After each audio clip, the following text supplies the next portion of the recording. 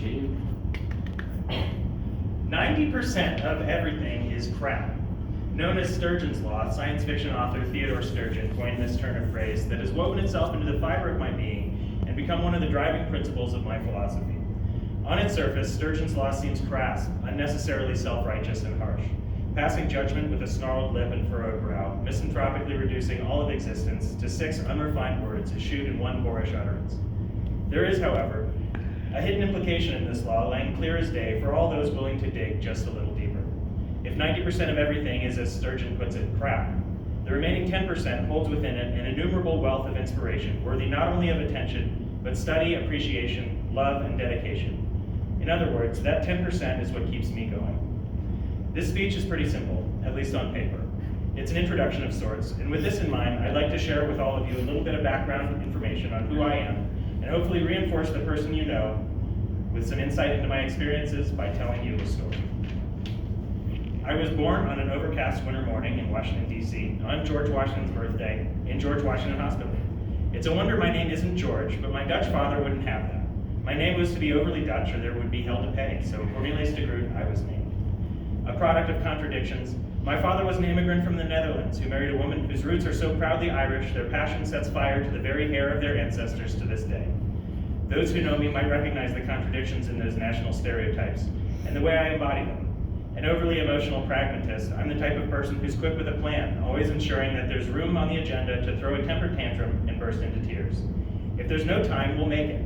Feelings are there to be shared, even if 90% of my complaints really are crap. Growing up in the nation's capital, it was imperative that my sister and I spend as much time as humanly possible enriching ourselves in the global culture that would pass through our nation's museums. We rattle off artists like people list concerts. I've seen Van Gogh, Rembrandt, Da Vinci, Christo, you name it. It was great, even if I can only remember 10% of it.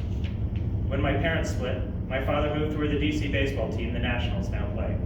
He lived on a sailboat floating along the Anacostia River. Yet again, defining contradictions rear their head as the romantic notion of a sailboat is sharply contrasted by how thoroughly disgusting the Anacostia is. One of the most polluted rivers in the country, 90% of your time was spent trying to ignore the smell. Later, I would meet the love of my life, Rachel, while working at a local co-op. Together, we would build a life reinforced by our love of hiking, the outdoors, cats, and finding fun in mundanity. We found that 10% of everything worth delving into, and everything from trips to the grocery store to casual walks around the block. She would follow me to Oregon when I left Maryland, and I followed her back to Maryland when she returned to finish her degree in wildlife management at the University of Maryland. Throughout all of these experiences, it is an awareness of life's contradictions and an openness to the unfamiliar and the love of reacting to whatever surprises life might hold defines me more than anything, and why Sturgeon's Law lies so close to my heart. Tragically, in 2017, Rachel lost her battle with adult-onset schizophrenia. That day, I became a ghost, untethered and soulless. I lost my best friend, and the world lost one of its brightest lights.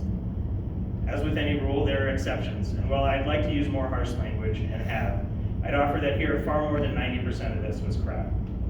Upon hearing the news, my oldest friend Joe, who has known and accepted me since kindergarten, rushed to pick me up.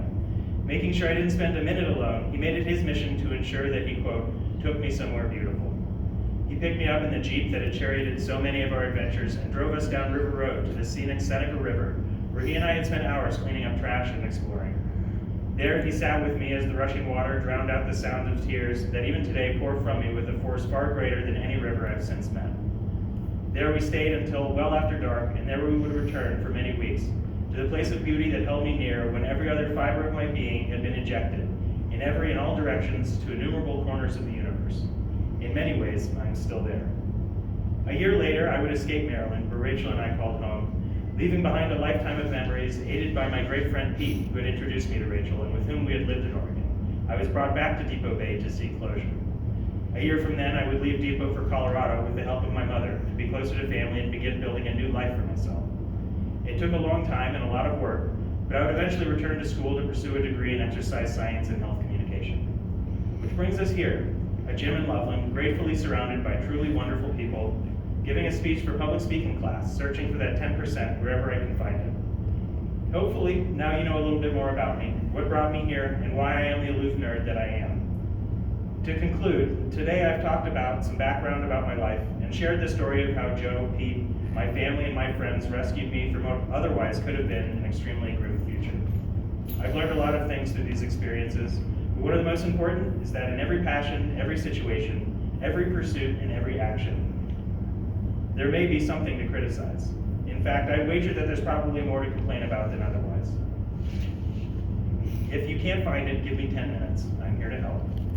That being said, I bet my life that there's about 10% of substance there that can save your life if you let it. There's a Joe in every tragedy, there's a Pete in every injustice, and in every heartbreak there's a beautiful place willing to hold you closer than you know you need it. 90% of everything is crowd. And today I'll ask everyone here to go out and find that 10% that's worth living for, because I promise you, it's out there. I have to give you an A.